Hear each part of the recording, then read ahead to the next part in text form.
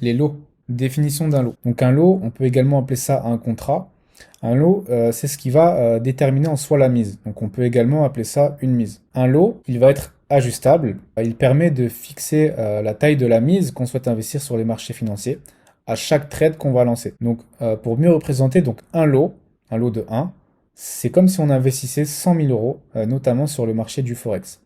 Et ça peut varier selon l'actif, selon la paire de devises aussi. Donc ça paraît énorme, mais ça n'est pas le cas, car sur le marché du Forex, les variations sont tellement petites que finalement, les gains ou les pertes engendrées en investissant 100 000 euros ne seront pas comme vous l'imaginez. Donc ensuite, on va voir la valeur, donc les gains ou les pertes qui vont être engendrés en fonction de la taille d'un lot. Donc déjà, on va voir pour le cas des lots standards. Donc un lot, comme on l'a dit précédemment, donc c'est comme si on investissait 100 000 euros.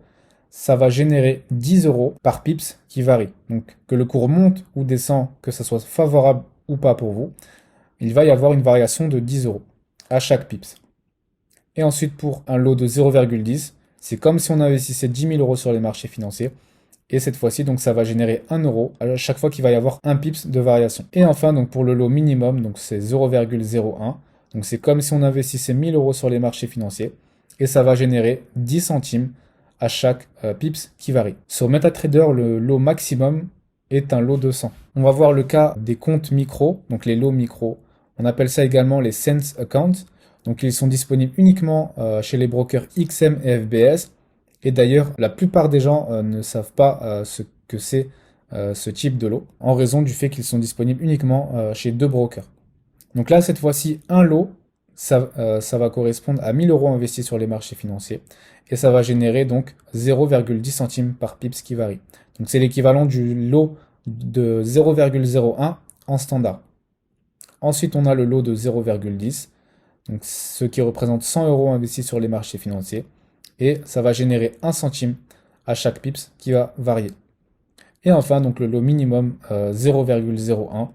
Donc c'est comme si on investissait 10 euros sur les marchés financiers. Et il va y avoir une variation 10 fois plus petite que 1 centime à chaque pips qui varie. Donc là, c'est pareil aussi. Donc on peut lancer un lot de 100 maximum. Donc on va faire le lien entre les lots et les risques. Donc déjà, il y a en fonction du risque, on va calculer quel lot on devra mettre pour chaque trade. Et pour ça, on devra prendre en compte le capital, le pourcentage de risque par trade et la distance du stop loss. Avec un calcul, donc on verra dans la vidéo qui sera dédiée à ça, eh bien on va définir le lot qui sera requis pour le lancement d'un trade. Donc ce qu'il faut savoir, c'est que plus le lot il est élevé, plus le risque est élevé. On va avoir un lot qui varie, donc le lot ne sera pas toujours le même si le capital est différent et si le pourcentage de risque que vous prenez par trade change. Ça sera tout pour cette vidéo.